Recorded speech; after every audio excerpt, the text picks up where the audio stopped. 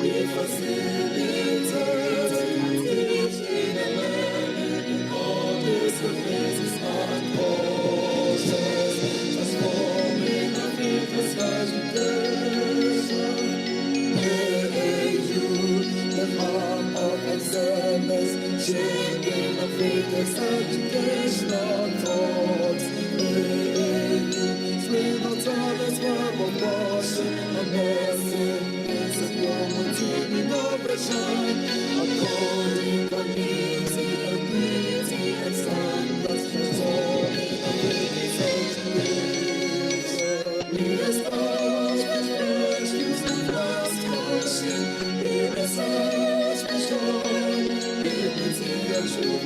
We facilitate teaching and learning in all disciplines and courses.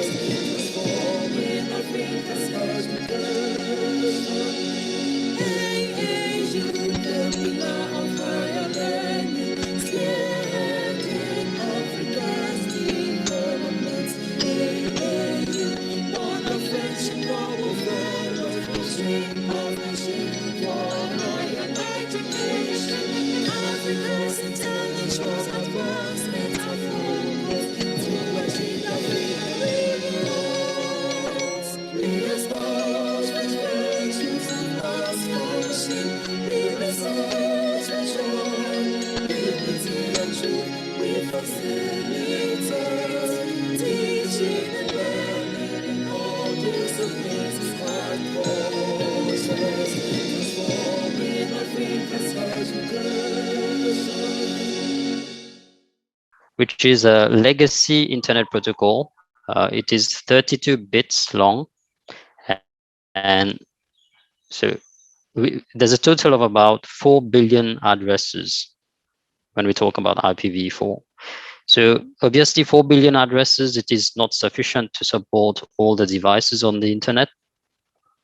And now the second version, which was designed to be like the successor of IPv4, IPv6, IP version 6, it is 128 bits long address. So it has much larger number of addresses compared to IPv4.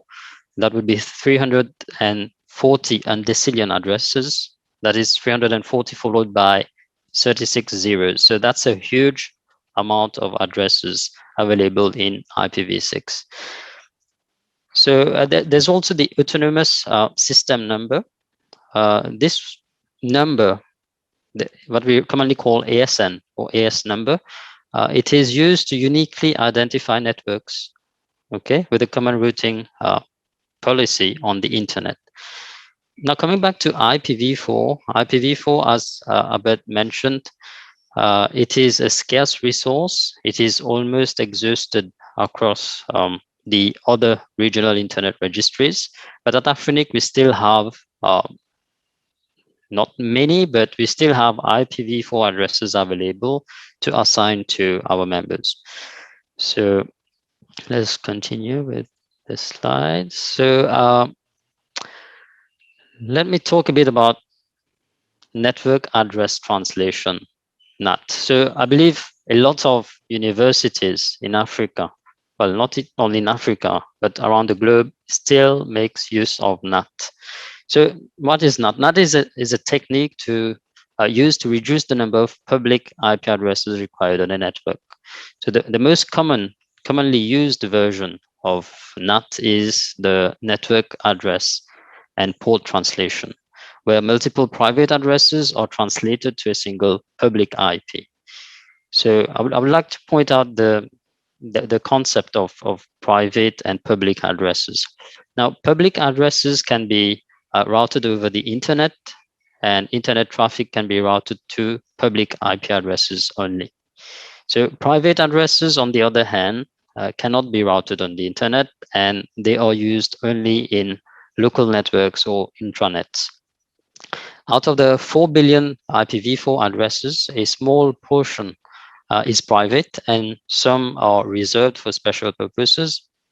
And this further reduces the number of IPv4 addresses that is usable on the internet. So it's only about 3.7 billion addresses that can be used on the internet. Now, NAT, network address translation, introduces a lot of issues. And this is why we recommend staying away from it as long as you can. So let us talk a bit about the different issues. Well, these are just some issues. There are many more, but we cannot cover all of them. So NAT actually makes it difficult to scale large networks because uh, it will limit the number of available TCP ports, which eventually affects the user experience. It breaks non-NAT friendly applications such as H.264 videos, that is video over IP, which breaks badly with NAT, and also others applications like voice over IP, which actually developers had to add a lot of code for it to work seamlessly when there is usage of NAT on a network. Another issue, you cannot easily host services behind NAT. You will most likely have to do some kind of port forwarding to allow access from outside of your network. And this add a lot of complications if you're hosting services that attracts a lot of traffic.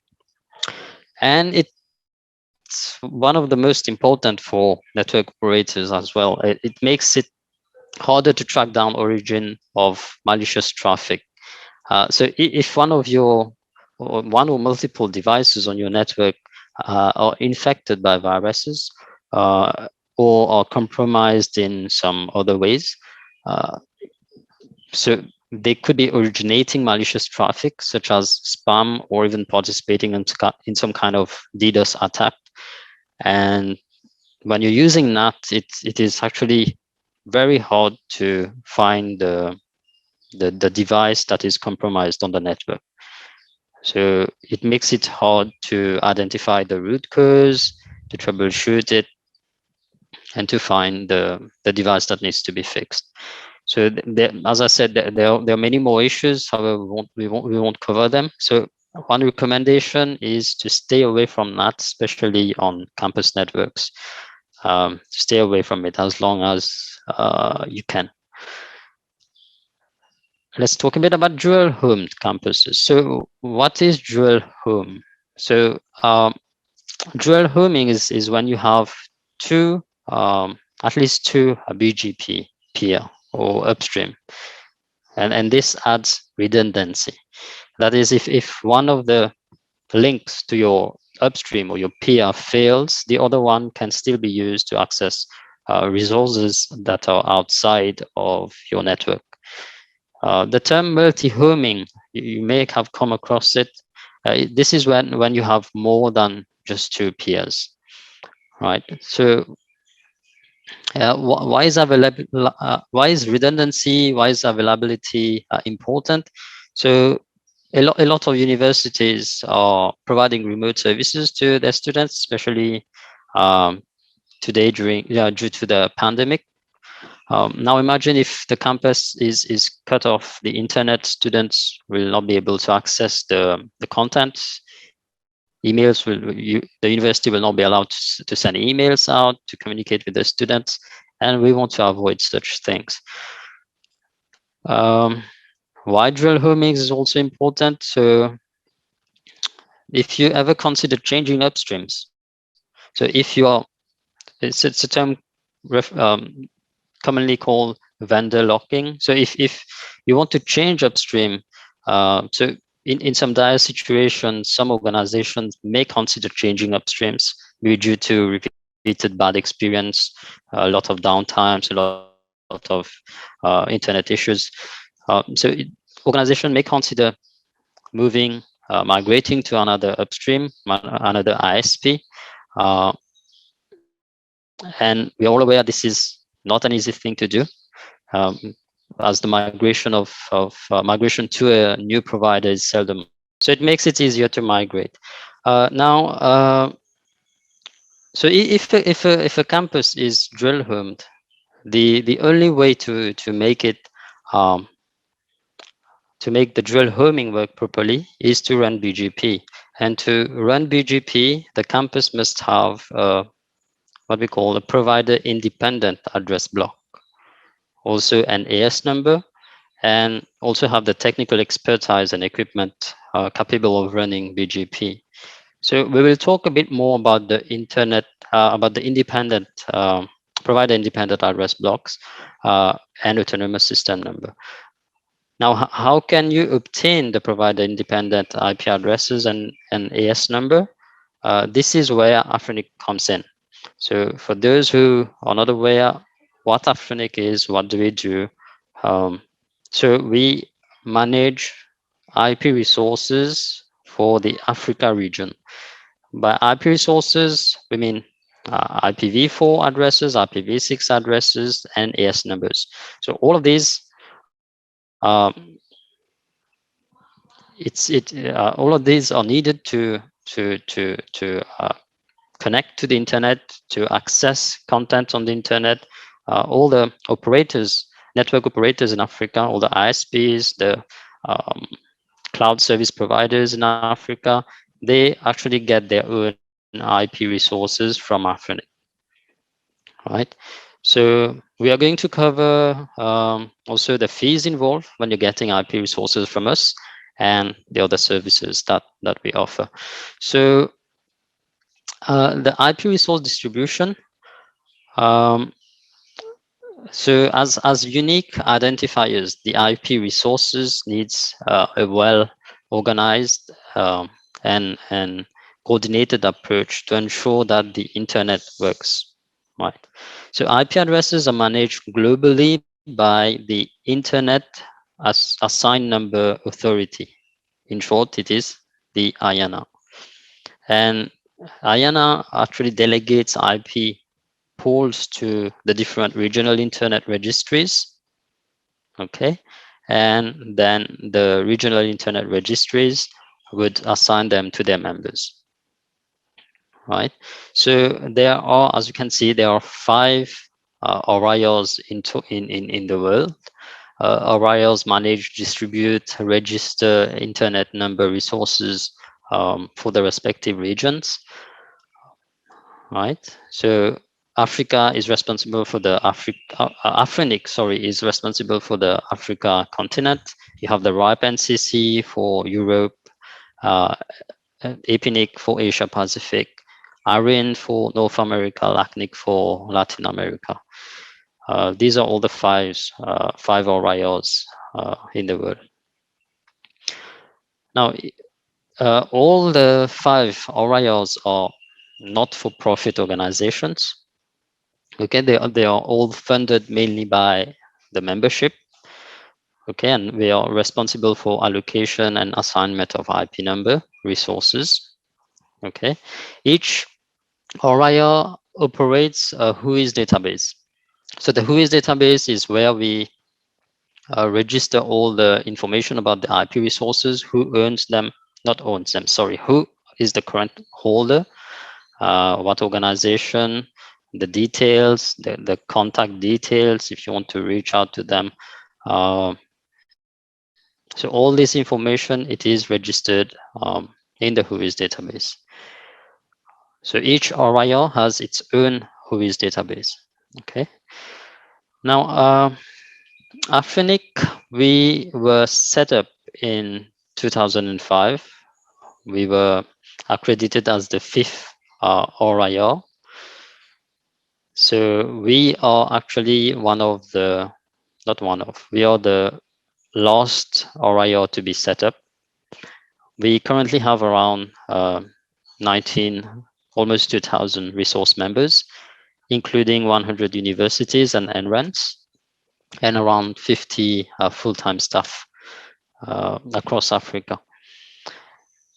Now, all of the ORIOs, each of the ORIO has its own policy development process. Now, what are the policies itself? The policies, each ORIO have its own set of policy, and they have a process to develop the policies. Now, the way we manage the resources, uh, the way we assigned it to members, the number of addresses that we can assign, the number of times that we can assign IP numbers to a member, all this kind of things are in the policy. So the policy, it is a document that the community contributes to. They can suggest changes, but we have a process to do that. Usually have two meetings in a year where we have where we discuss on proposed policy, proposed changes to the policy, um, and where we decide whether to adopt the changes and implement the changes in the future. So uh, the community, when I say the community can contribute to the policy development, the community can be anyone on the globe. It's not restricted to people in Africa. You can have people from other regions as well. Um, and you don't also need to be a resource member, as long as you are a user of the internet. uh, the way IP resources are managed, it is something that interests you. You can get involved in the policy development, right? So these are the main objectives of AFRINIC, actually, or of the whole RIL system, you can say. Conservation, aggregation, registration. So the conservation part is we need to ensure that the IP resources are used efficiently, and it is based on demonstrated needs that we would give out IP resources. Okay, so since it is a scarce resource, we need to ensure that only those who really need those IP resources get them, so that there's no wastage, no IP resources that um, the stockpiling of IP resources where there's no need.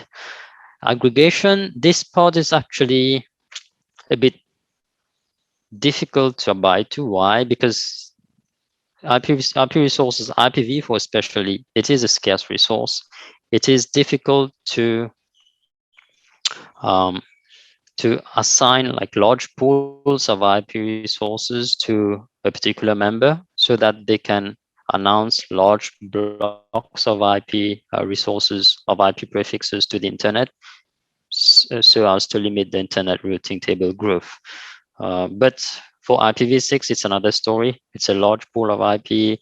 So we are doing our best to aggregate, to give like subsequent IP v6 allocations, so that the organizations can announce like a large prefix instead of multiple small prefix. Registration, we need to ensure uniqueness. So the IP address, it's a unique address to identify a device, the AS number, a unique number to identify a network. So you cannot have same IP addresses assigned to two different organizations. So we need to ensure a uniqueness and facilitate troubleshooting, mainly with the WHOIS information. If there are any issues with one of the operators, you cannot reach out to them, or there's abuse, some kind of abuse, malicious traffic originating from their network, you can look up who is the current holder of those IP addresses, contact them to have the issues resolved. So these are the bit of the resource management objectives of AFRINIC, of the RIL system. Now, as I mentioned, AFRINIC is one of the last RILs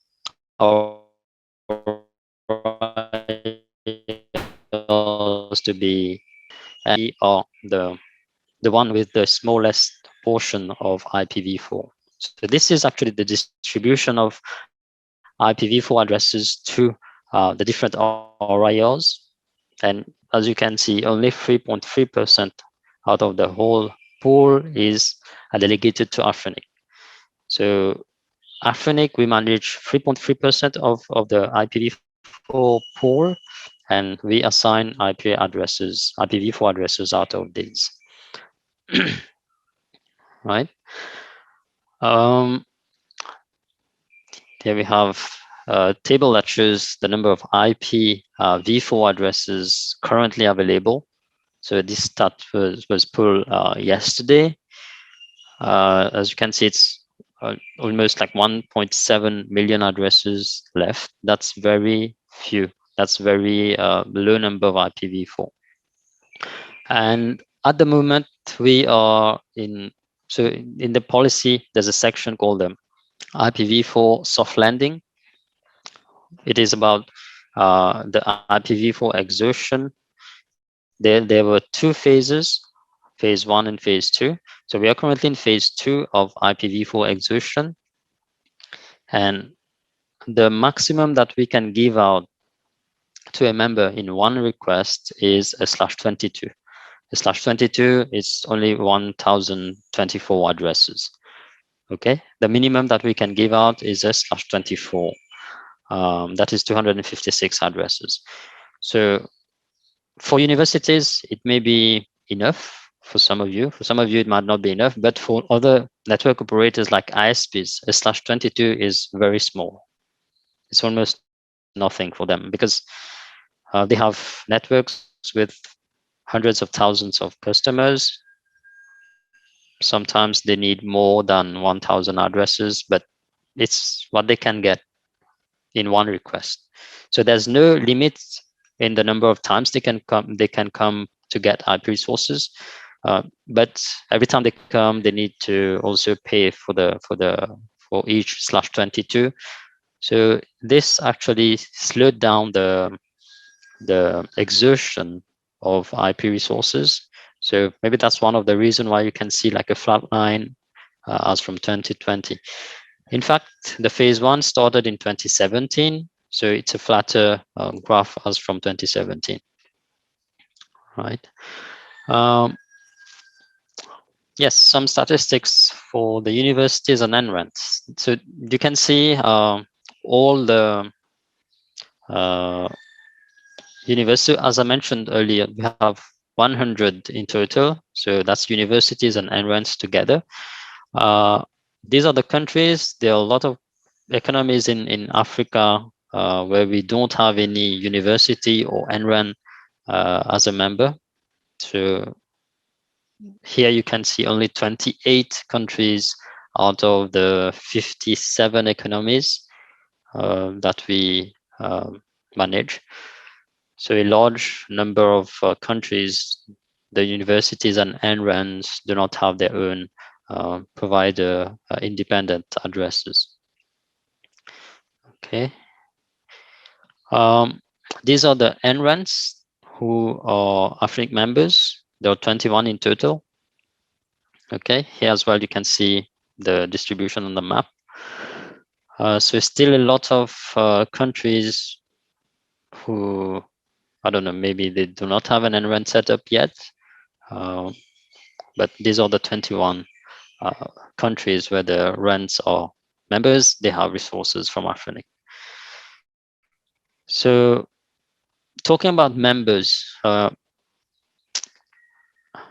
are 3 types of members at AFRINIC.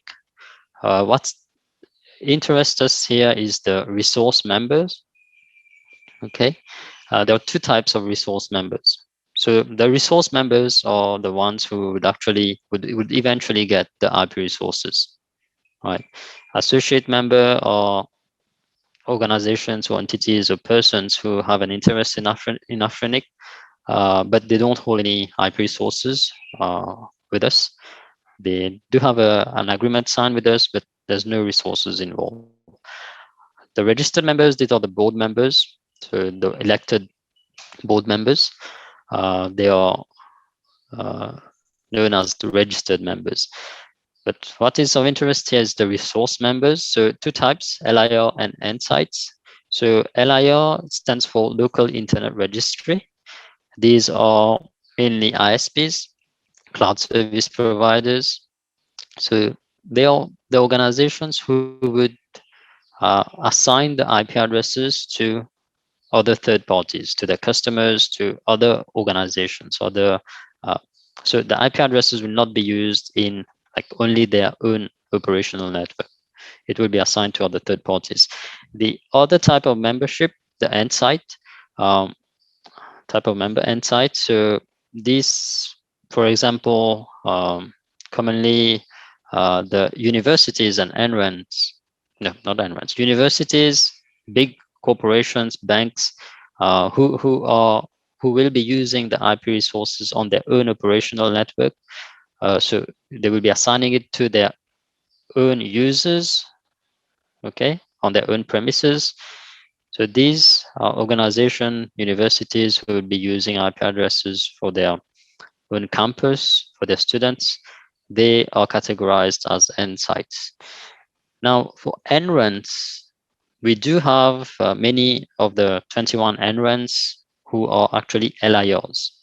And in many countries, actually, the NRENs would assign IP addresses to the member universities. So the universities who are part of the REN in that country. So because they will be assigning the IP addresses to other entities, in that case, the other universities, in that case, they are categorized as LIRs.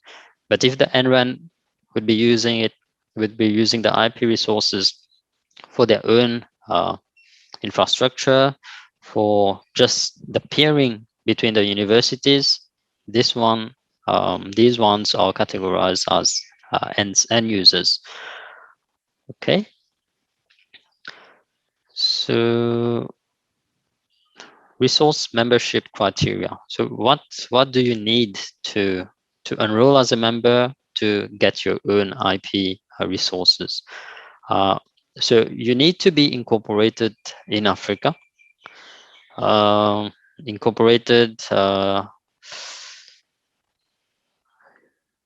incorporated in Africa. You should have your infrastructure in Africa. So the infrastructure that would be used to provide services, or where the IP resources would be used, it should be in the African continent.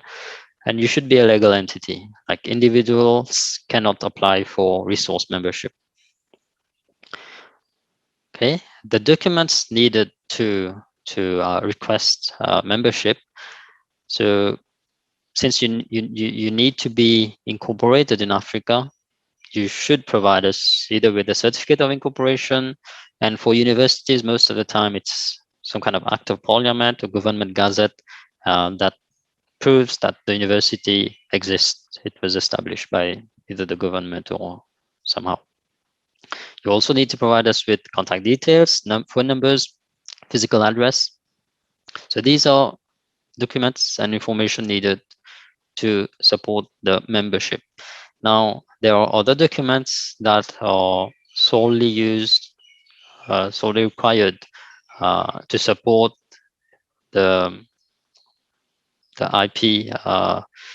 So as I mentioned earlier, it's based on demonstrated needs.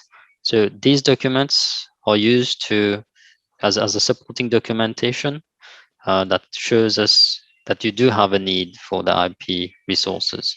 So one of the most important documents, the IP addressing plan, you need to show us how you intend to use it over the next 8 months. Okay, why 8 months? This is also based on the policy. So we look at the needs for the next 8 months only. Okay, so that would make the need, that would decrease the need because the amount of time is smaller, all right? And the number of IP addresses that would be needed also would decrease, so that the exertion, the complete exertion is slowed down.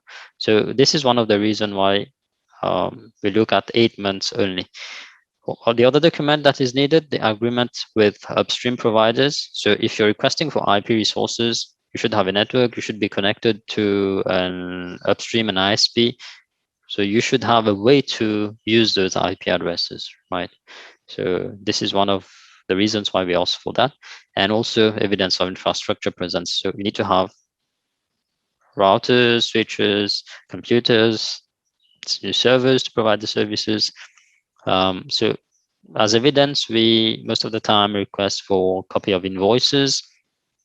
But if the equipments are quite old, you don't have the invoices, etc.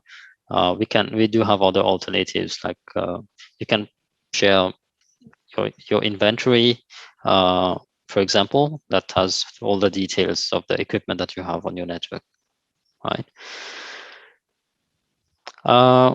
Okay, the eligibility for IPv4 resources. So for the here on the left side, you see for LIO, on the right side for end users. Now, most of the universities, you would be categorized as end users. Okay, so let's start with end users. In the IP plan, you should have a need not less than a /25. So if your need are, so /25 is 128 addresses. If your needs are for less than 128 addresses, you will not be eligible to get IP resources from AFRINIC. In that case, we would ask you to get IP resources from a local, from an LIR in your country, so an ISP in your country.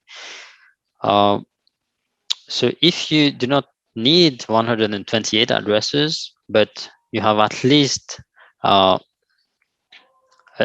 need for 50% of the total requested IP addresses, you have a need for the next 3 months, we can consider that, but still it should be more than 128. The maximum and the minimum for end users, it's the same as for LIRs. So the minimum is a /24 and the maximum is 22. But this is per request. So if ever you need more than a /22, you can request for 1/22. Once it's approved, you'll get the first /22, and you can come back later for additional IPv4 to request for another /22 based on your needs. So for LIRs, these are probably for some of the NRANs. So they should similarly provide an IP plan, but for NRANs, most of the time it would be much more than a /25. The needs would be much larger. Most of the times they would be requesting for their own infrastructure. They will be assigning it for peering purposes to the other universities. Some of them would assign it to universities for them to use it on their own network, the public addresses, and act as an ISP to the other universities. So their needs are usually larger. So they need to provide us with a plan, a breakdown. How would they be assigning those IP addresses to the other universities, or for their own infrastructure, or have a renumbering plan. This is for if the NRAN or other ISP, for example, they have existing IP resources from another operator, and they want to renumber and use their own IP resources, they can provide a renumbering plan. So how will they switch or migrate to the IP resources that they are requesting? The renumbering plan can also be used for end users. So in case you have IP resources from an NRAN and you want to have your own IP resources so that you can dual home and not be like only rely on the NRAN for internet connectivity, you can request for your own block of IP and provide us with a renumbering plan, how you plan to change the IP resources on your current network, return the IPs to the NRAN, and use your own block. So a renumbering plan can be also used for end users. And the minimum and maximum allocations is the same as for end users. So minimum of /24 and maximum of /22. So same, you can come back for more /22s if needed. Let's have a look at the costs. So this one is for LIRs. Now, universities and NRENs, they get a 50% discount on all the fees, on all the AFRINIC fees. So there's the allocate for LIO. You must have noticed we talk about allocations for LIOs and assignments for end users. So these are the difference. The LIOs will receive allocations, and by allocation it means also the way it is registered in the database. They are allowed to register more specifics.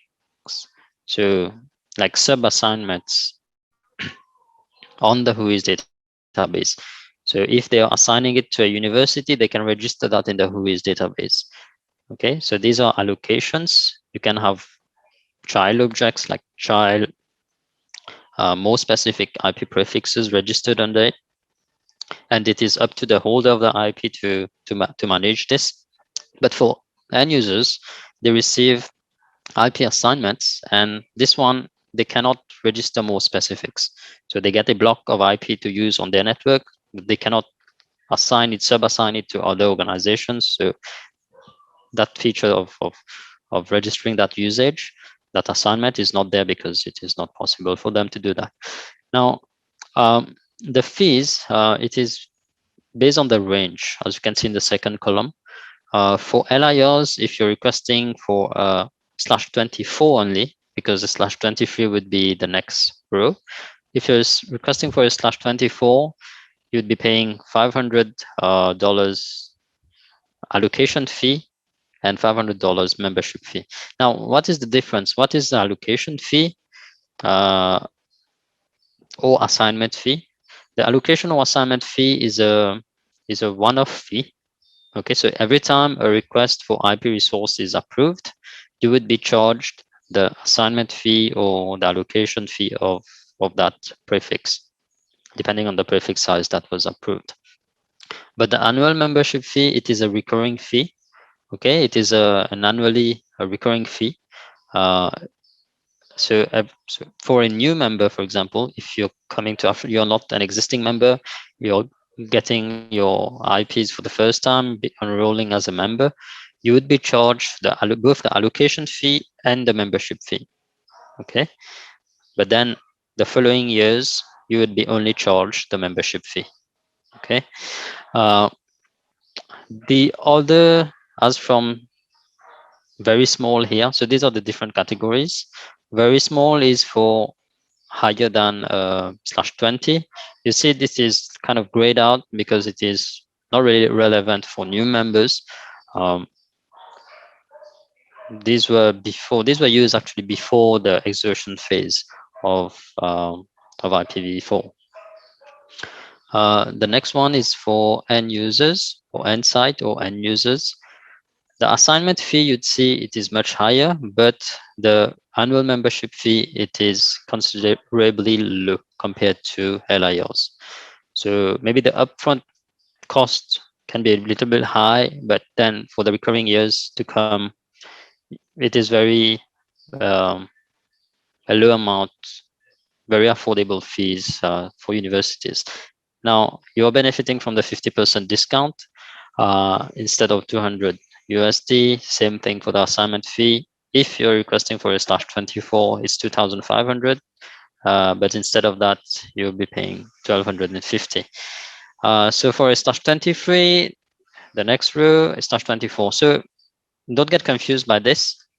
Simply, you can interpret it as a /24 the first row, 23 second, and 22 the third row. Right. Now for IPv6, IPv6, if you're requesting for IPv6 only, that is, you do not need IPv4, you're coming for IPv6 only, you still need to provide the needs for the membership, the one that we discussed, the certificate of incorporation, government gazette, these kind of documents. These are still required, but this part covers the specific resource that you're requesting. Okay, so for LIOs, see, for here we look at the 12 months needs for IPv6, but for IPv4 it is 8 months. So you should be able to announce it within 12 months. If you do not do that, you would be like in a breach of the policy, and we may reclaim the IPv6. So if you are requesting the IPv6 to be for testing purposes, for example, you'll have 1 year to do it. Then after that 1 year, you'll need to announce it, at least announce it, not really be maybe using it on your device, on the devices on your network, but at least announcing it. So set up the BGP with your upstream, with your ISP, and announce that prefix. So for LIRs, the minimum is a /32. For end users, you should actually hold or be eligible for IPv4. So the requirements are a bit same as for the IPv4. So you'll need to provide us the IP plan, obviously, for 12 months here, but you still need to provide us the agreement with the upstream. You also need to provide the evidence of infrastructure. And also, same thing as for LIRs, you should be announcing it after 12 months. Okay, so if it is not announced after 12 months, we can reclaim it. Actually, we should reclaim it because it's a policy requirement. And the minimum is a /48. So 48, it is what is minimum for like one site, but if you have multiple sites, you can request for more than a /48, but then you cannot request for a 49, for example, because it should be nibble aligned prefixes. So instead of 48, you can request for, if you need more than 48, a /48, you can request for another, for a /44, right? If you need more than a 44, the next prefix that you can request for is a /40. So this is the nibble align. The fees for IPv6 only, why only is in bold here is because if you have IPv4 allocation or assignment from AFRINIC, the IPv6 is free. There's no cost involved at all. So this is a section of the fees schedule. So it is a document that is available on our website. You can Google it, where you'd see the whole document with all the fees, all the different tables for the different IP resources. But if you're requesting for IPv6 only, these are the fees. Refer to the last row for end users. The first two rows, the small and large, these are for LIRs. Okay, so for LIRs who have a /32 only, it's 1200 and 1200 for both the. So here setup is same as assignment or allocation fee. So the annual membership fee as well is 1200, 1250. For larger than a /32, it is 10,000, quite a huge amount, but this is actually, the fees are actually under review. The board are considering it, and we may have a new fees schedule soon. Okay, but bear in mind that there's another discount that is applied. There's a 50% discount on the allocation fee and 100% discount on the first year. Okay, first membership, first year of the membership fees, and there's a subsequent discount of 75, 50, and 25%. Okay, for the membership fee for the following 3 years. So if you're considering to get IPv6, or if we ever run out of IPv4 and you have no other options, so these are the fees that would apply actually. For AS numbers, the requirements are that you should either be pairing with one AS number, so one you're connecting to an ISP or an NRAN or another university, you would be eligible to receive an AS number from AFRINIC. Or if you're requesting for a second AS number, for example, in that case, you should show us how the routing policy is different. Okay, and you can see these are the fees. Now, if you're requesting for IPv4 and an AS number, you would be charged the allocation fee or the assignment fee of the IPv4 plus the assignment fee for the AS number, but the membership fee would be only based on the IPv4 prefix that you have. Okay. Here, the annual membership fee, it is if you have ASN only. Okay. The ASN only fee is just $25.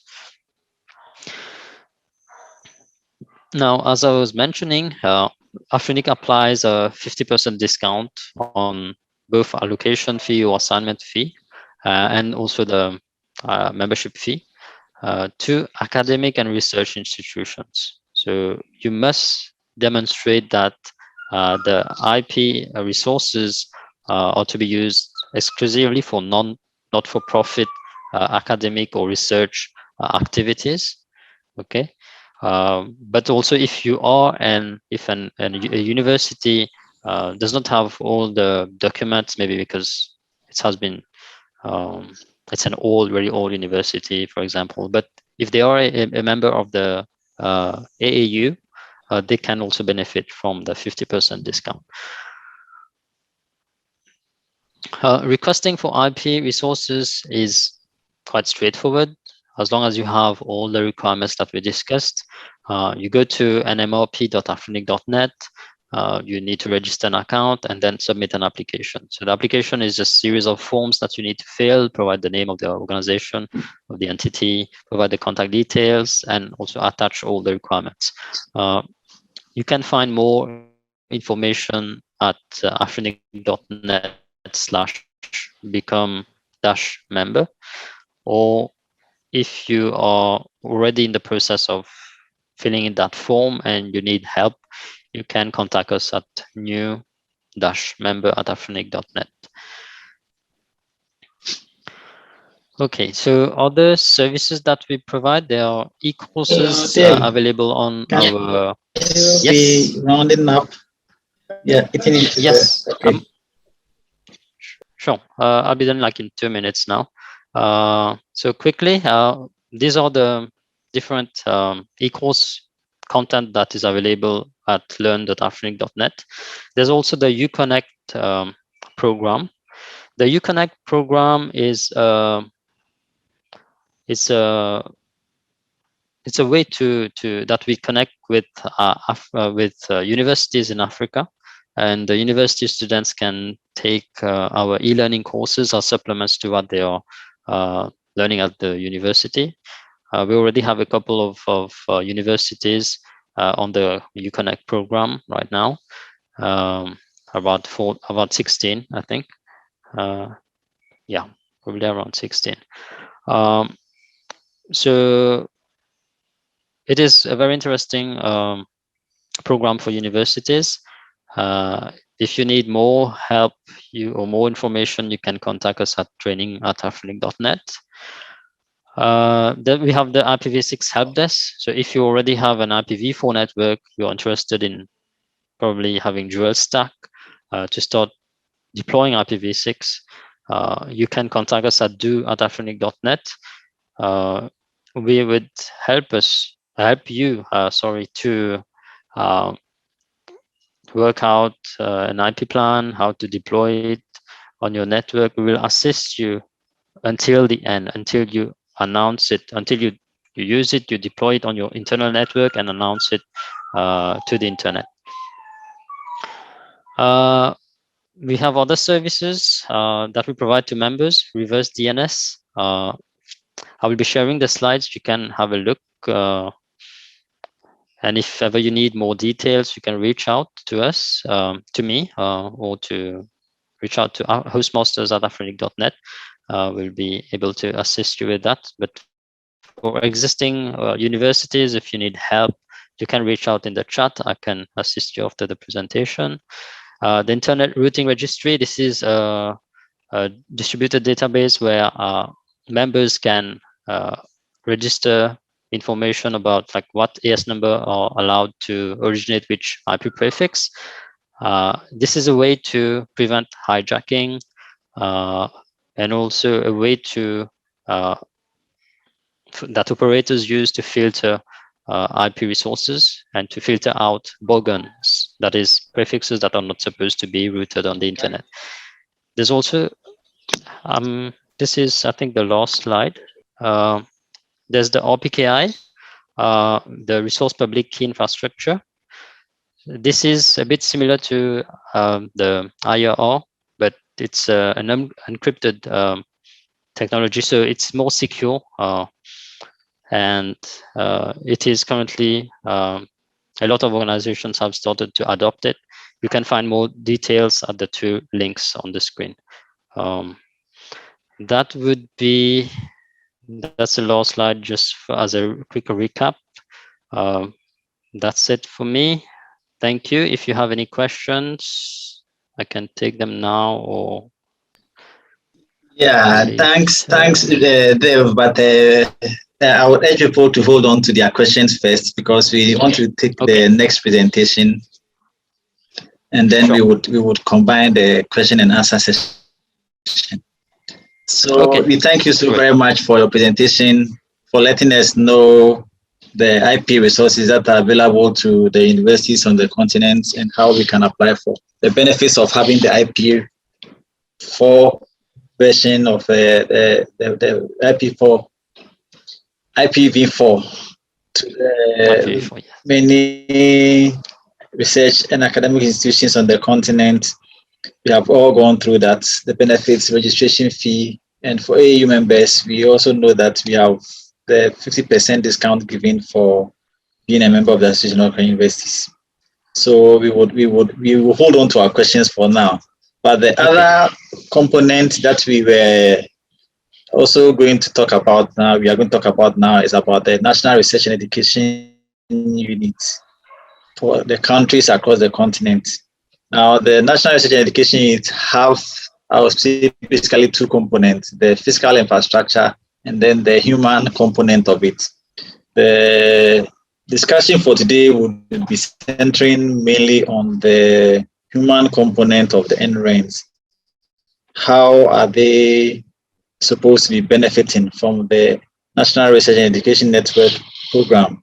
And how are they supposed to be responsible? What is required of them to make sure that their NRENs are functional, they are vibrant, they are supporting the delivery of their core mandates as members of the academia and the research institutions?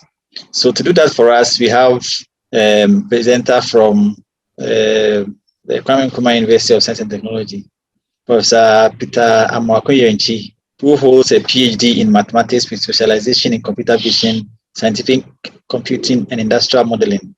He is also working as the ICT consultant for the Kwame Nkrumah University of Science and Technology.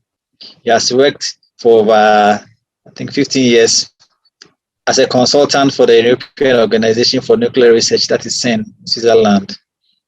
He is also the representative for the Vice Chancellor's Ghana on the Ghanaian REN, or the Ghanaian National Research Education Network.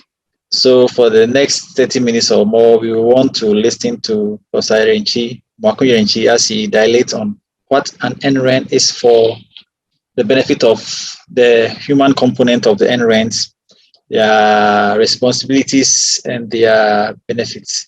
So, Prof, you are welcome. I've made you a co-host so you can share your screens and unmute yourself. Thank you. All right. Okay, thank you. So just a correction. No, I'm not a professor. I'm just me. So that's okay.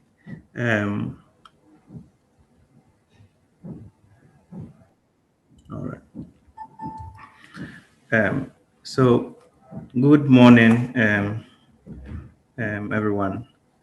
I'm going to try to make the presentation very brief so that we probably will have enough time to discuss, because I think that's very critical for what our needs are.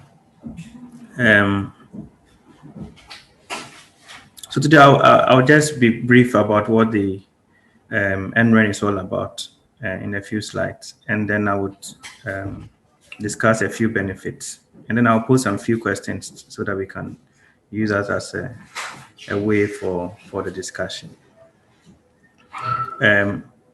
those of us in the universities, we know that there are about 3 key stakeholders when it comes to academic research. The researcher himself or herself, and then we have the policymakers, who normally are also funding agencies or maybe different. And then we have what we call the research enablers and instruments. And it appears that NRENs belong to the category of the enablers. Historically, the NRENs were formed mainly as a byproduct of academic research. And the idea is that researchers wanted to find an efficient and a cost-effective way of mainly sharing the so-called scarce and expensive resources, and most of the time computing resources, and also to be able to communicate and to collaborate as well. So because of these key factors that is required of any group of people trying to do research, the idea of research and educational networks were born. So because we are discussing the NREN has metamorphosized into the computing infrastructure because of the requirements and how people want to communicate. For example, if I have a collaborator in another country, then I would need infrastructure that will help me to have that sort of communication. If I want to share data that are very large with them, I need an infrastructure that will allow me to share that sort of data. So everything sort of connected through this sort of internet infrastructure. Currently, this is a sort of picture we have in Africa. It appears that we have enough connectivity, but what we haven't done most is interconnect, how to connect to this infrastructure so that we can fully communicate. Currently, we have 3 regional networks. I think most of us are very much aware of this. The ASREN, the WACREN, and the Ubuntu Net Alliance, covering most part of Africa. NRENs would be the special case of national interconnects that belongs to at least one of these regional network. Like Abednego said, the emphasis is not, the idea is not to overly emphasize on the network, or the NREN per se, but the soft part of it. Who are the users of the network, and why was it even done, and why are we spending so much money and time trying to do this? When you want to communicate, one of the ways is to have interconnect. You need to have your network, you need to have your internet if you have to use that. But when you come together as an NREN, you are able to have a much more reliable network because you are in control of that network. You are able to negotiate to have higher bandwidth at a very predictable speed. What I mean is that you are very sure of the bandwidth that you're going to have in doing your research. So it's not as if it's very abrupt. You know exactly what sort of bandwidth you have because you are in control. The network that are built, because the academic networks are meant for very serious work, they are built with all the resilience that comes with it. So you are able to access greater speed at timely delivery when you are doing the research. For example, if you have collaborators across the continent, for example, the regional networks interconnect with the global network. So you are able to geographically connect with anyone across the world through this particular network. We also know that these networks are very dedicated because they are mainly for academic purpose. Normally, such huge connectivities, once your institution is connected to it, you don't incur additional charges when you are asking for services on it. So basically the benefits, I've just tried to capture them in a very simple term, but the benefits are enormous. It's as if you are your own ISP, and you determine the sort of services that are very peculiar to you at any point in time. And because of that control, you are able to build different and common interests and partnership within your network. And it's only at this point that you could say you have an educational network, because you are in control of the network itself. There are some specific benefits, and sometimes we hear people asking, why do we need all this huge infrastructure, and what sort of activities can you perform on? For example, every university tries to buy library services or software for the university, and it's always interesting when you're able to come together and share the resources over your network.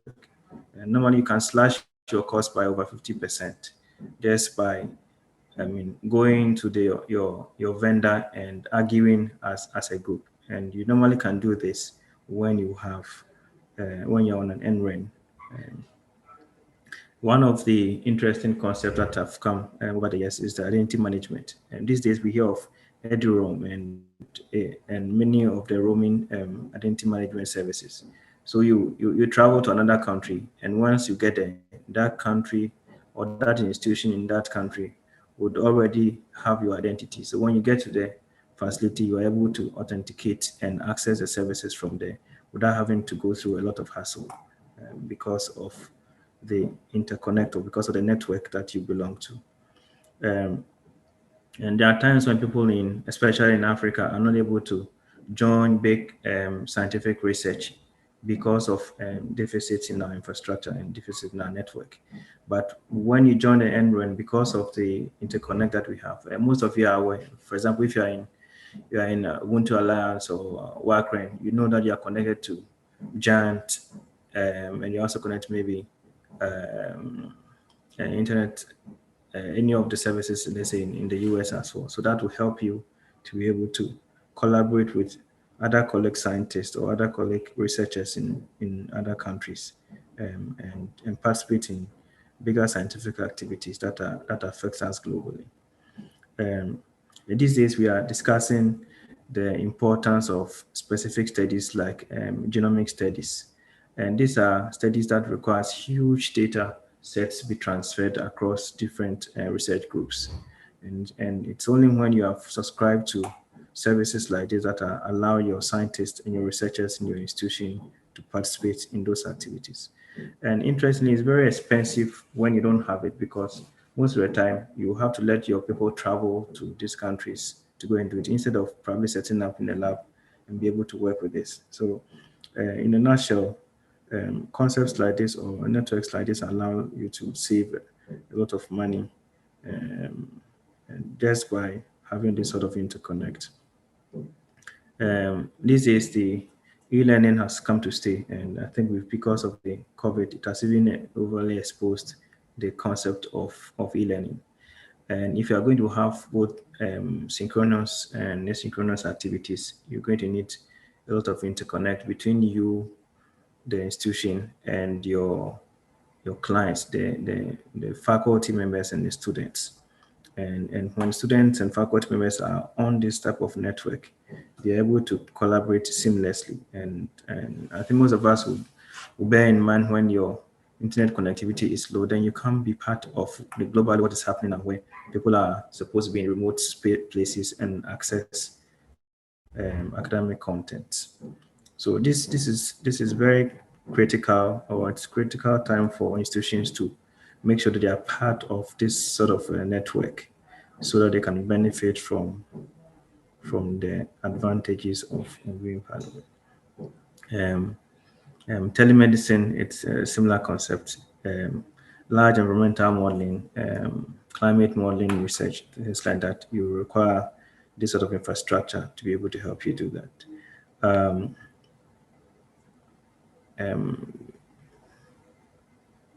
There are also research areas that covers disaster management or maybe earthquake monitoring and those activities, you require huge infrastructure and huge interconnect between institutions to do this sort of research. Even these days, those in the arts are able to do like animation and rendering, and you require infrastructure that you may not have in your institution, but another institution may have it, and it's because of the network. Once you're on the network, you're able to access such services and do your research there. Those who work in security analysis require huge infrastructure and also an environment to understand how security threats are done. And it's only on such huge networks that you can experience those. So this network serves not in the production, not just in the production, but also for academic research. You're able to collect huge data for analysis. So these are some of the benefits when you join NRENT. And like I said, I'm discussing the soft version of the NRENT, not the huge infrastructure requirements. So mainly when you're part of the NRENT, you get to decide on how you want the NRENT to be managed. For example, you would like to understand the NRENT that you belong to, how much the network infrastructure costs, how was it built. For some countries, there are maybe more than one rent, but I think for most countries, it's just a single rent.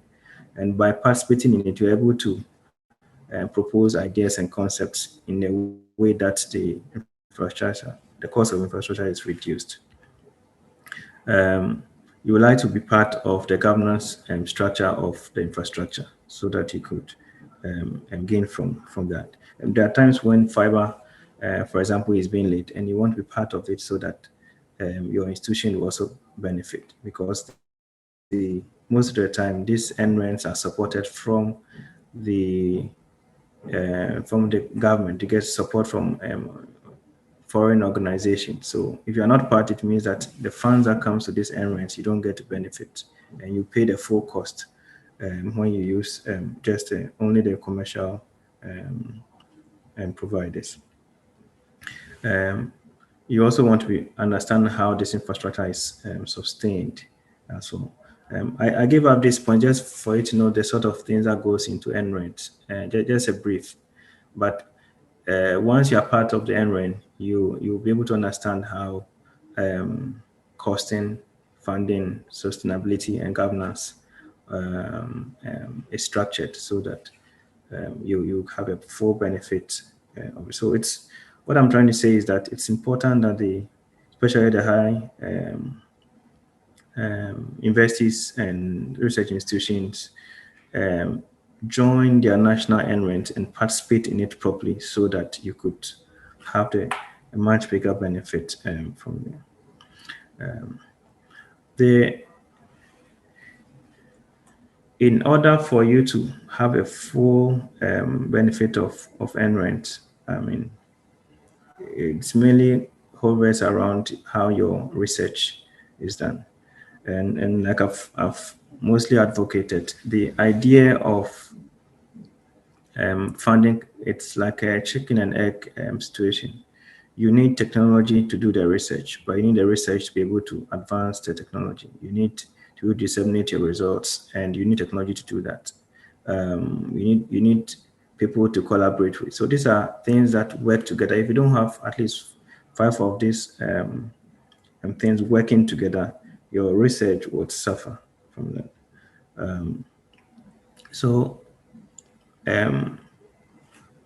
For example, you don't just start as an institution and say, I just want to do this research. There should be demand for research. And so institutions must start thinking and planning on policies that requires the researchers in the institutions to demand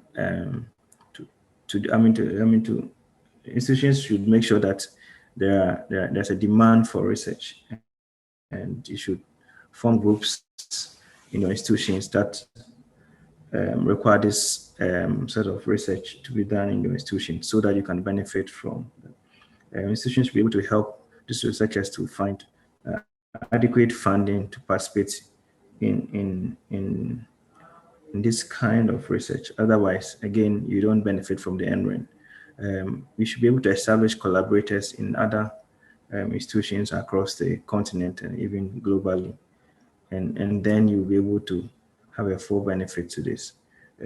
Locally, you should be able to set up your local technology teams that would support the researchers so that they can do their research. For example, if you are requiring a high performance computing infrastructure, you need an IT team that will support you in setting up locally so that you can run your research on them. And the last one is the dissemination of results. You need to be able to be part of a general or library system or in your country. And what we're advocating for is the library associations being part of the NREN so that they can benefit from the advantages of dissemination of results over the network.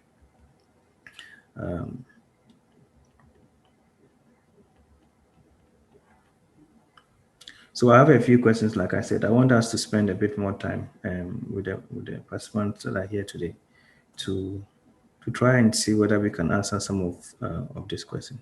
For example, currently, the institutions that we have, we are all different. We have different scale and different levels of how far we've reached. But how do we know what shareable resources are available within the region? For example, we may have our content in our universities, but how do we know what is possible to access in other institutions?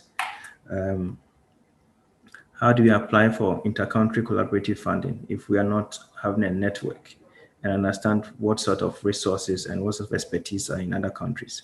Without knowing this expertise, sometimes it's very difficult to apply for funding that requires you to have collaborators from other member countries within the continent. How do we show evidence of counterpart funding when the institutions that we belong to are under-resourced? Is it possible to leverage on other universities that may have the resources so that we can apply for certain funds? I mean, there are times when you may be an expert in an area, but you don't have the funding, and maybe another university may have the resources to support you as a counterpart funding. So by collaborating on the network, you're able to identify people you can work with. How do you establish inter-region research college? These is there are joint degrees that are done in many places, but if you wanted to do it, how do you ensure that a person in another institution can have a lecture or can lecture students in the other institution without necessarily having to travel? And in many, in some continents, this is being done. How come in Africa it's not very common? Is it because of the problem of interconnect that we haven't established properly? These are questions that we need to answer. Is it also possible to have inter-university shared academic resources so that students who, or let's say theses that are completed in one institution is openly available for other institutions to also have access to, so that we don't have issues where a person goes to one university, copies the contents of another university, and then plagiarize it and give it to your institution because you don't have shared resources, so that you'll be able to see what the other institution is also doing. How do we ensure that communication between students and external supervisors are seamless, simpler, and cheaper? These days, you have external assessors who are supposed to do video conferencing from their institution, and whilst the presentation is going to another institution. How do you make sure that there are no breaks and all of that, and that the communication is seamless? How do we access data and use external computing resources that belong to other institutions?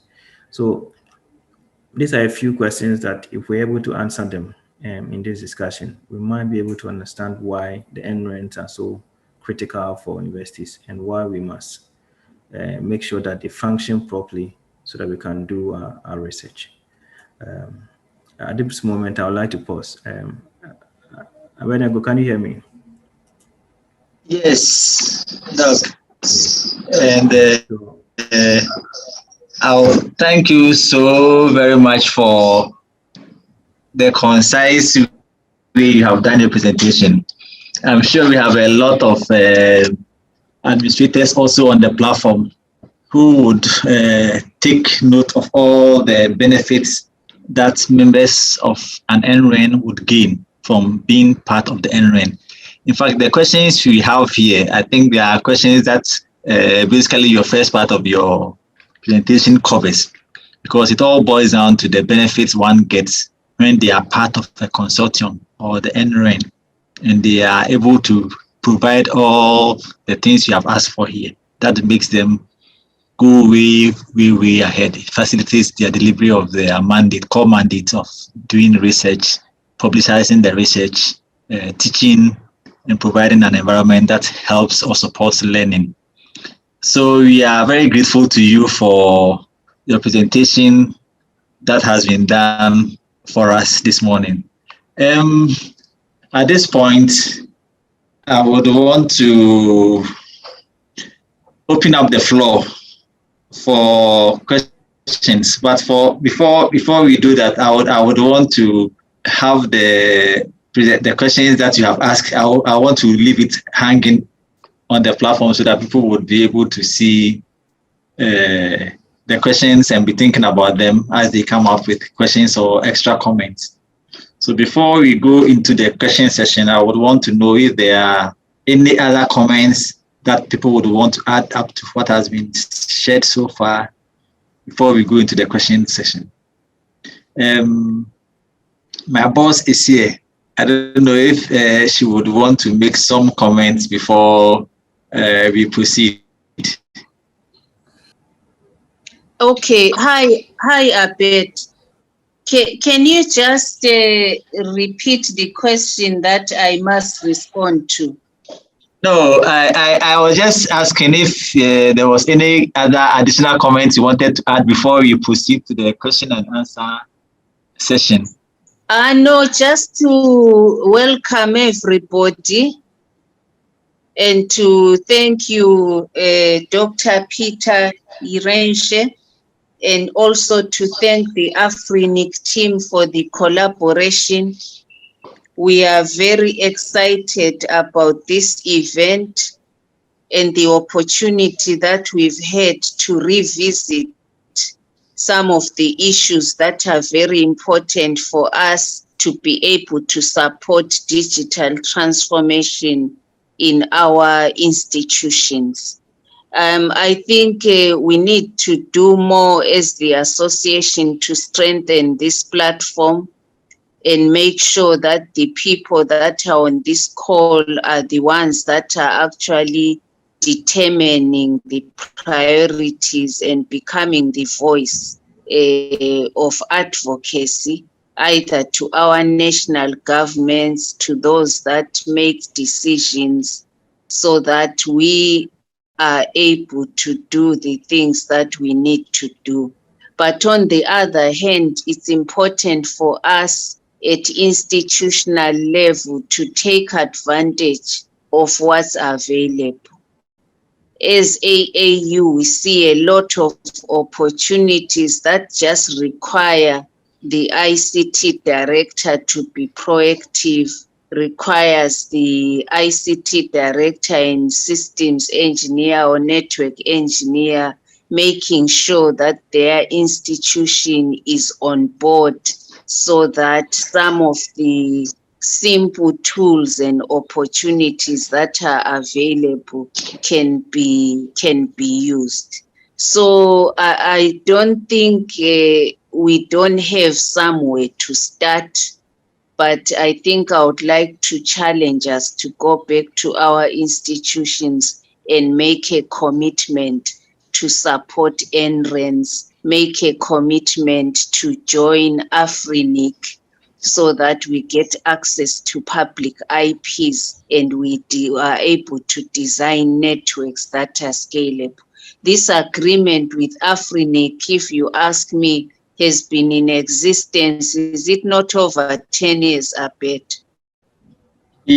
Yes. Yeah, but we find our institutions have been very slow in terms of leveraging that opportunity.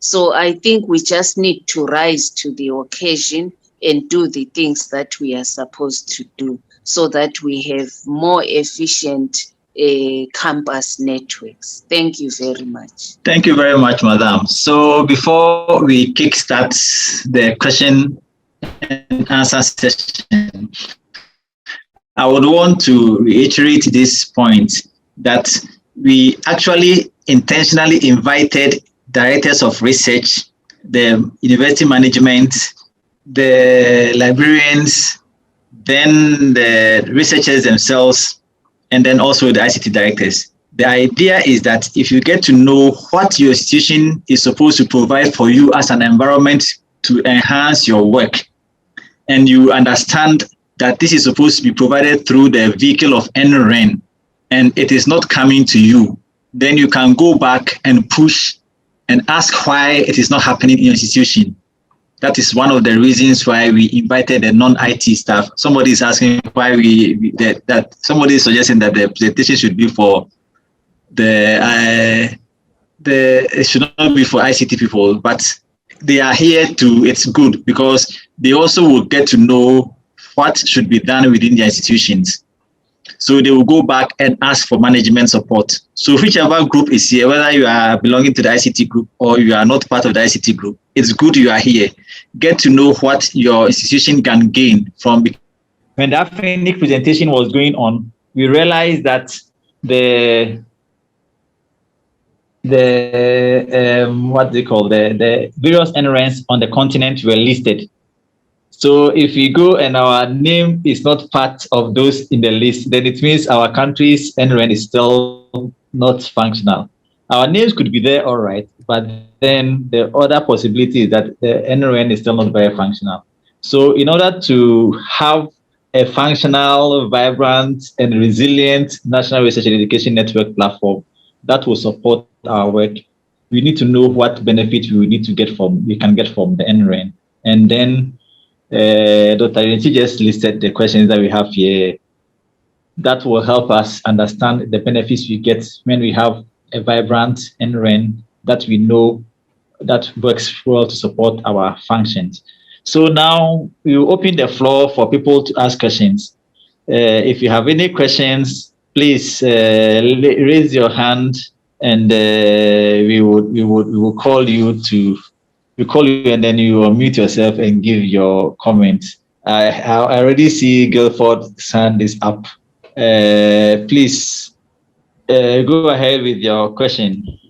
Thank you very much. Thank you for the two fantastic presentations. My name is Guilford Apanyemi from Zimbabwe. I'm a member of the Zimbabwe Council for Higher Education. These presentations have really been fantastic. What I suggest is a very simple maybe procedure from here. To probably come up with a one-pager cheat sheet so that when the IT people or the technical people who are here try to explain the benefits to the administrators who are typically the policymakers, it really is easy for them. I've been involved at a university and now at a regulator, and I'm really realizing that some of the problems of breaking through are coming from the communication, where IT people, we are at times not taken very seriously by the policymakers. Our clout is not at that specific level. So I really beg you to come up with a one-pager cheat sheet, which is going to really go ahead and just expand what has actually been said here, which would actually go ahead and really go a long way. Thank you very much. Recording in progress. Thank you very much for your suggestion, and I think it's in order. So we will look at that, get a simple message across for the IT people to go present to. In fact, that is also one of the reasons why we wanted the directors of research to be here, because then they understand what, as directors of research, what tools are available for them to accomplish their work very well and make a difference by the time they leave office as directors of research. Thank you very much. We will do that. More contributions to the wonderful presentations we have had so far on the need to have IPv4 addresses for our institutions, and they are available and they are being depleted actually.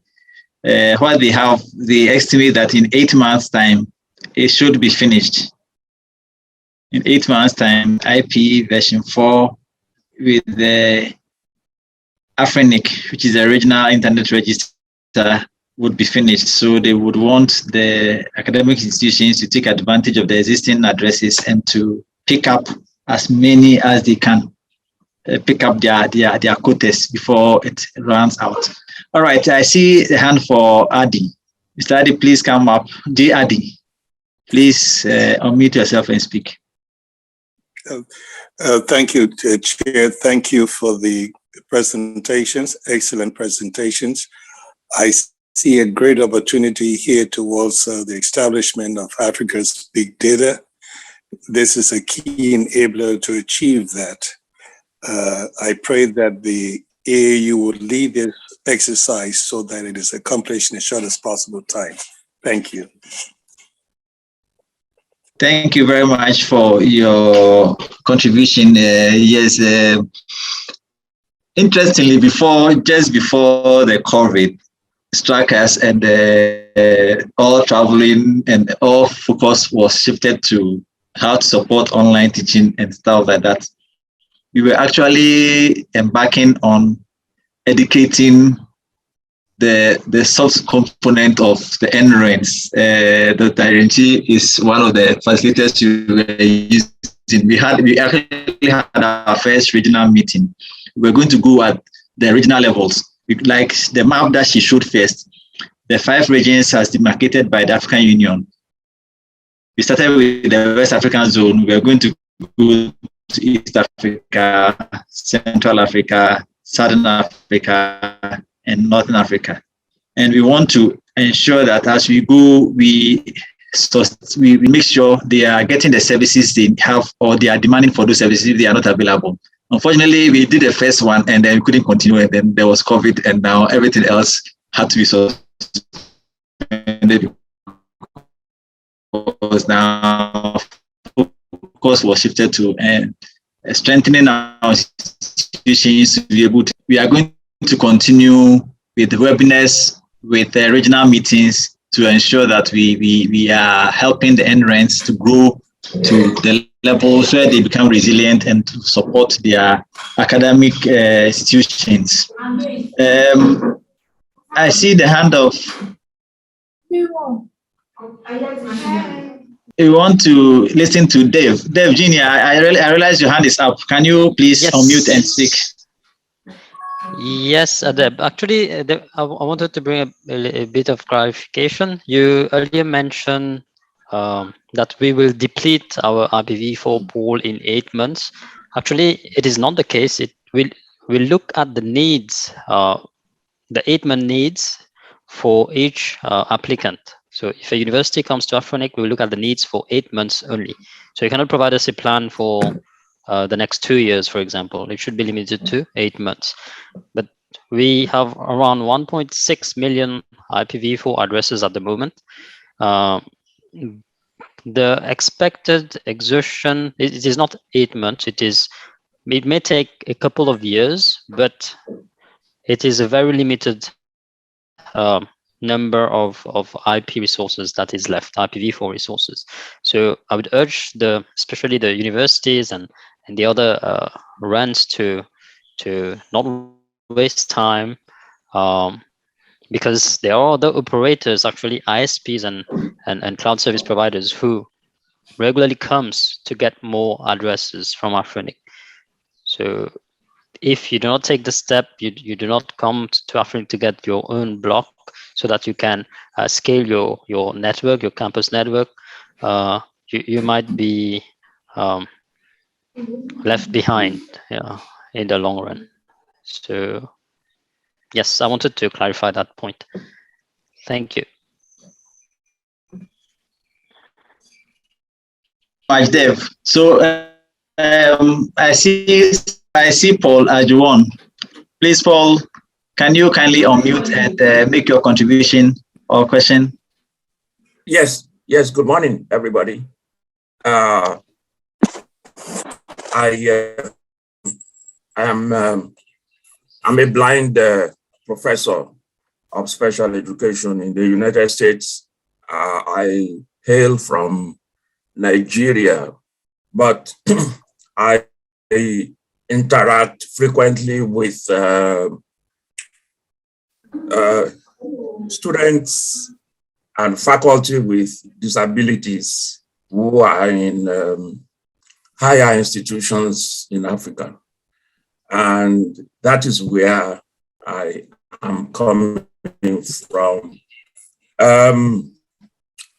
I am surprised that AAU has not placed on the radar the issues of special technology to empower students with disabilities as well as faculty with disabilities who are currently attending higher institutions in Africa. For the record, I interact from time to time with students of all disabilities and with faculty of all disabilities in various countries, Kenya, Ethiopia, the Gambia, Ghana, and of course, Nigeria and other countries. And one recurring problem that they articulate is their institutions are rather lackadaisical about technology provision to enable them study their courses for the students, whether they are deaf or blind or are slow learners, and also for the faculty who have disabilities, who have struggled to get employment, yet their institution is not interested in making appropriate technology provision for them to do their job. So I'm sure some of you have seen such students and faculty on your campuses, and but I'm not surprised that you turned a blind eye on them, because it's not your concern. But I think one thing we must put on the radar is that, you know, if AAU is signing treaties, international treaties, to assist the educational advancement of special needs students and faculty, then you must also realize you have an obligation to comply with the provision of the treaties you are signing. And you also have to remind your government in the various countries that these governments will go to New York, they go to UNESCO, they go to DFID to sign treaties, that they are interested in empowering students and faculty with disabilities. They have an obligation.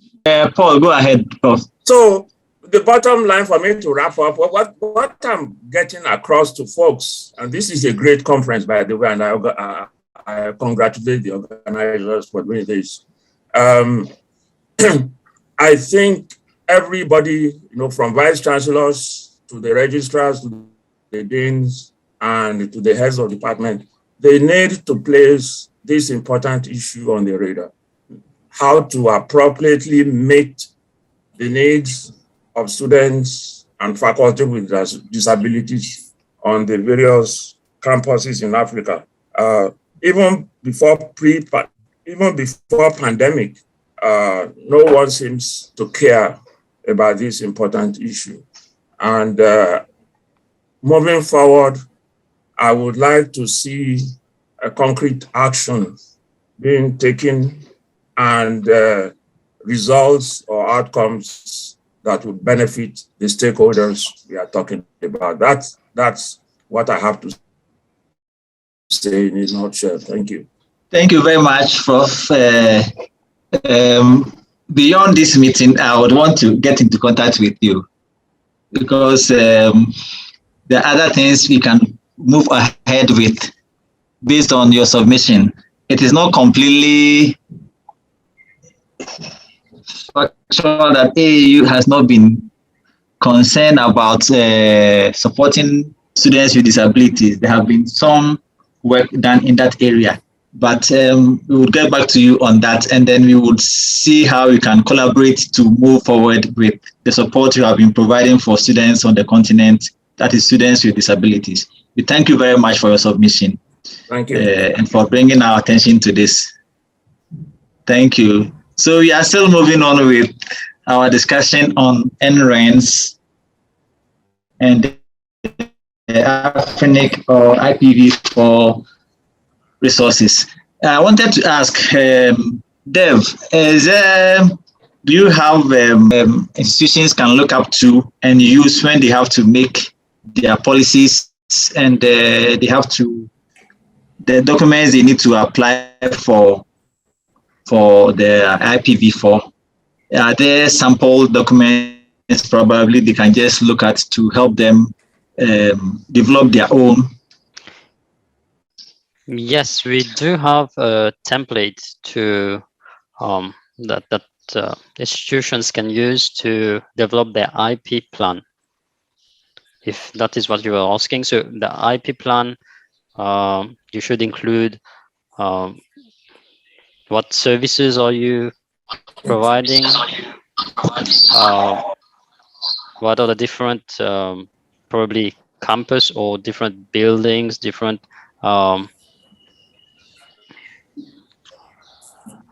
like you have to break it down into like different subnets. What is the requirement? What is the expected number of number of equipments in that particular network? Break it down. It should be in a tabular form. But yes, we do have a template available on our website. I will include it in the slides and share it afterwards so that you can share it with the participants. All right, thank you very much. So we will continue. We are still waiting for questions and contributions from the participants who are here. We are still waiting for questions. So I remember one of the things for Dr. Irenchi talk about is the transfer of data for people who are doing research in genomics. So for instance, I know his institution has higher processing computing power, and I am in an institution in probably Zambia or Zimbabwe, which does not have that capacity. And I'm in that area of genomics. Through the effort of the NRENs, for instance, Dr. Irenchi, am I able to access your HPC and use it to do my analysis in the area of genomics that I'm studying? So yes and no, depending on whether you are your NREN, we are on the same network. So for example, if we are all on WACREN, we are in the West and Eastern Africa network, then we know that that network has enough bandwidth, or you can even ask a specific connectivity for your research, and it will be given from your institution and my institution. Then we can collaborate. If it was in a commercial entity, that would be a bit more difficult to do than when you're on the NREN. Okay.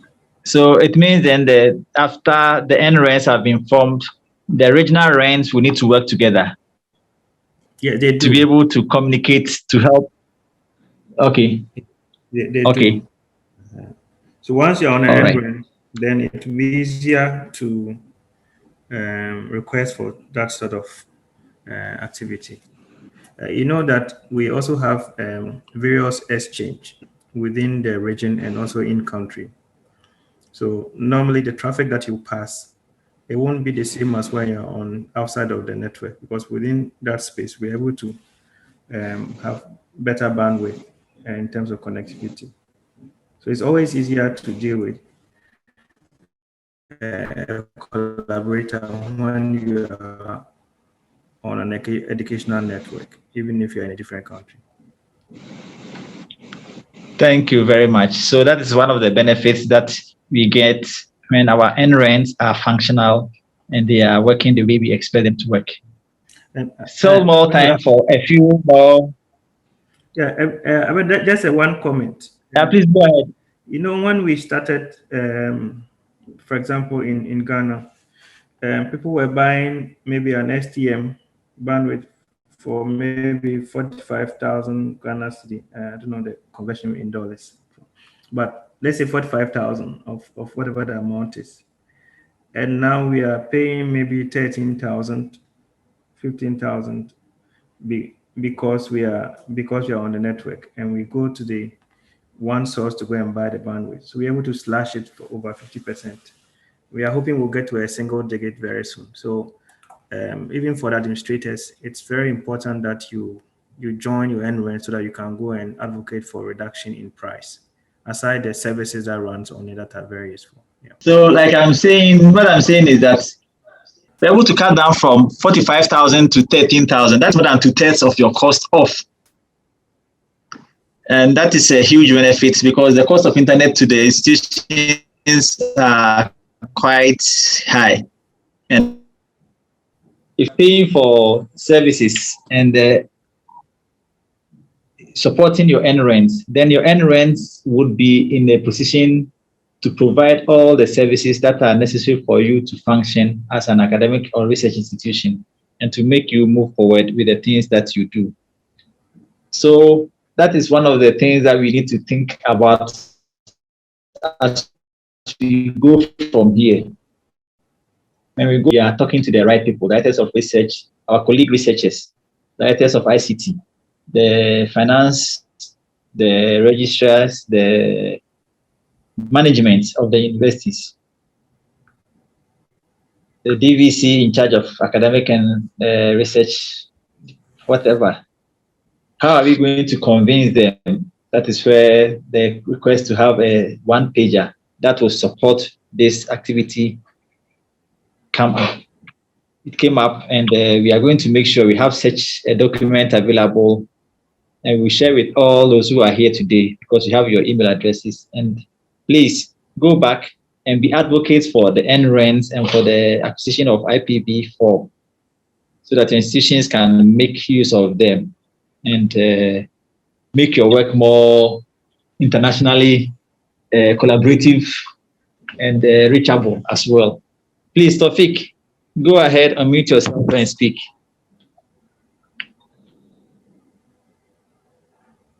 Tawfiq, yes, I can hear Mishi too. yes. Please go ahead. Good afternoon from here. I want to congratulate AAU for this opportunity created for interactions among the academia and stakeholders in the African university system. Today, I see it as an opportunity for me to actually look at that direction of the quality issues that have been handled by AAU for time immemorial. I am an experienced journal editor from a professional level and also at the institutional level too. I find an aspect of our activity to have been relegated to the background, and that is in terms of communicating our research output. Undoubtedly, throughout Africa, we have institutions that actually welcome the idea, and they have been practicing the idea of giving opportunities to their faculty members to publish their research output, creating institutional journal, faculty journal, departmental journal, all through tertiary education systems in Africa. Unfortunately, as good as some of their conditions should have been, there is no common ground to share all these goodies and help to engender developmental frontiers that is expected to come out of researches across the continent. So currently, there is only one outfit, African Journal Online. I think this is a private arrangement. I expect that AAU should also have a similar outfit, especially focusing on some of these publication entities from different tertiary institutions, especially university system in Africa. So I do not know what is the opinion and what will be the kind of action that will be taken, but I think it's a worthwhile effort to be made, because we are talking about networking now. It could be an opportunity for network of African institutional journals to actually operate and engender some kind of quality control. In our own country, in Nigeria, we respect a lot publications made from the pages of institutional journals, and they receive a lot of assessment score. Percentage of assessment score allotted to them are very, very high. So in order to continue to make it continue like that and make our universities compete favorably with other institutions of the world in terms of communication of research, I think there is need for an attention along this particular area. Thank you very much. Thank you very much. So let me do a quick response to that one. The University of Cape Town, which is a member institution of AAU, has developed and given the opportunity to all institutions on the continent a platform that will allow them to set up the institutional journals. We had a meeting last weeks that did an introduction to that platform, and we are going to continue to do that introduction and the benefits and how to publish. In fact, next week we are going to have the second in the series that is talking about that platform offered by the University of Cape Town, which would afford the continent to have a publishing platform. And every institution has been invited, all our member institutions have been invited to be coming on board to set up their own instance of a journal, which is high level, quality assured, peer reviewed.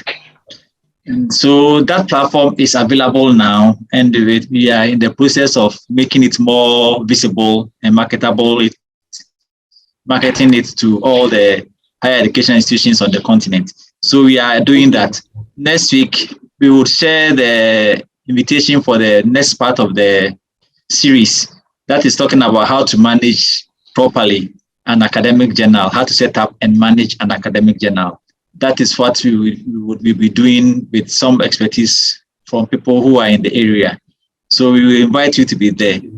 But like we are saying, these are all the things that we will get to have us. And then when we are, the infrastructure would also be there to allow us to access these platforms and to publish on them and make it easier for us to access our constituents to also access whatever is published on these platforms. So it's good that you brought also this angle. We will share that information with all of us who are here so that next week they will join us and learn more about this wonderful platform offered by the University of Cape Town, and that supports academic publishing. I'm happy about that. That's good. Right. Thank you so very much.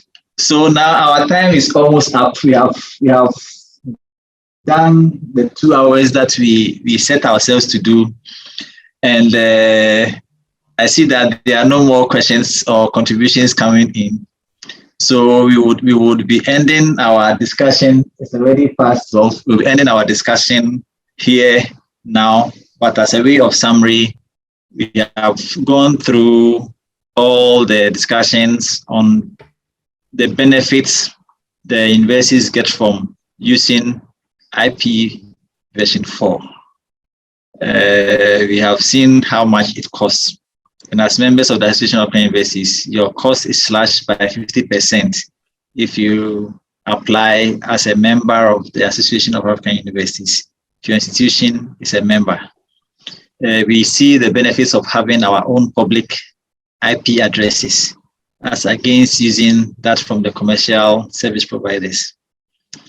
As institutions, I think we have understood the need to have our own versions of public addresses.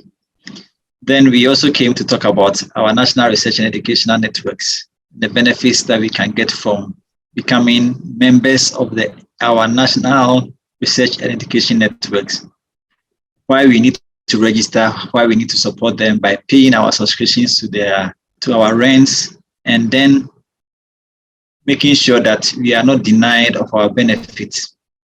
So when we pay, then we demand our benefits.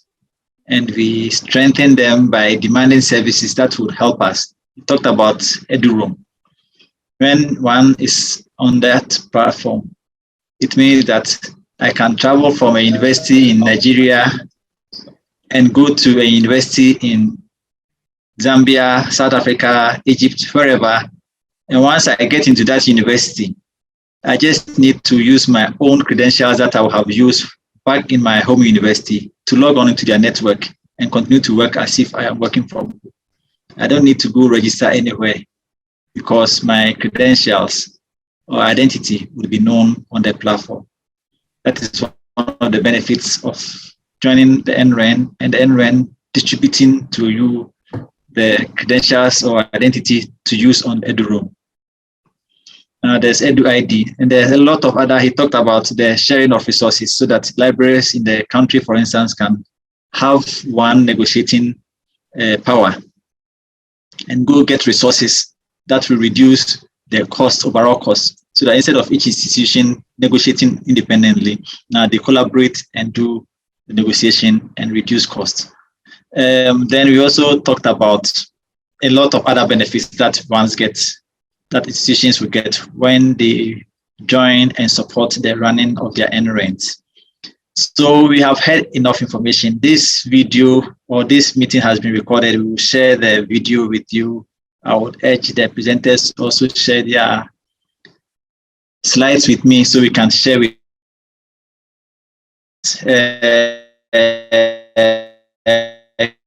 when you go, I'll give you a few minutes to ask your questions or make your contributions.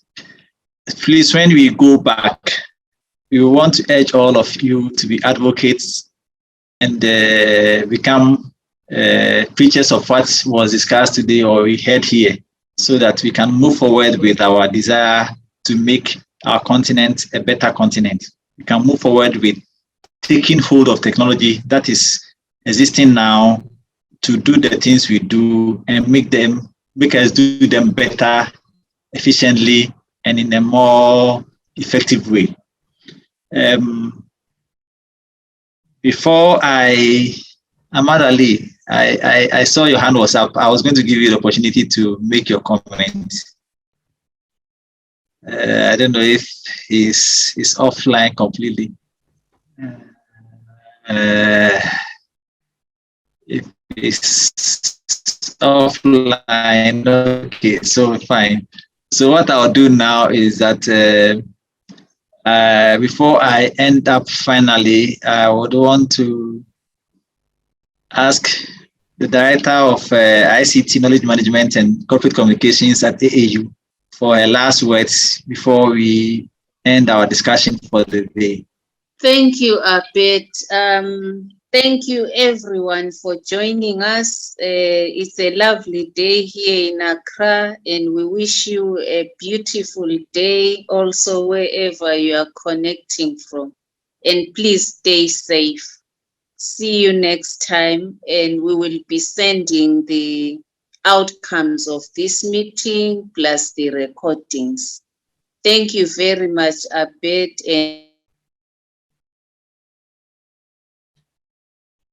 All right, thank you very much, Madam. Our celebration for the week is not over yet. We still have one more day, that is tomorrow, to end the discussion. And tomorrow we are going to have the main theme discussed thoroughly: building technology resilient universities. in the face of COVID. That is what we are going to have tomorrow as a discussion. So once again, I want to use this opportunity to invite all of you who are here to talk to others, to be part of that discussion, to see how we can build technology resilient universities that would help us go through whatever comes again, like from COVID, from whatever, that would push us to go back into having virtual classes, that will move us away from having personal interactions. We should be able to have technology that would support the delivery of the core mandates of academic institutions. So tomorrow there will be a lively discussion, a presentation, and a panel of specialists to discuss that. So once again, please be there tomorrow at 10 o'clock. Let's have this debate. Let us see how we can move our continent forward. We thank everyone here for attending the meeting. Wish you all a great day. Take care. See you again tomorrow.